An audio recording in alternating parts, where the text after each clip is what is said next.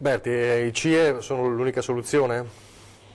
Non sono l'unica soluzione, concordo con quanto detto finora, bisogna innanzitutto partire alla radice, quindi è una soluzione purtroppo che arriva in fondo alla filiera. Il CIE, quando sono già arrivati, devono essere identificati, come dice, centro identificazione ed espulsione.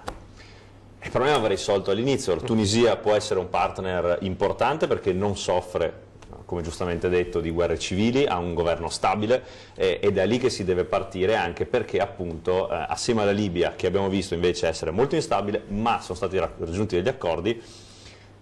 Si parla, speriamo che questo sia il momento buono, di centri di identificazione a livello europeo, quindi come comunità europea, che viene fatto sulle coste libiche e tunisine, affinché si riesca a capire chi veramente ha questo status o meno, perché se no altrimenti la deregulation e quindi tutto quello che è il business dell'immigrazione malato e perverso che abbiamo visto in questi anni va a proliferare.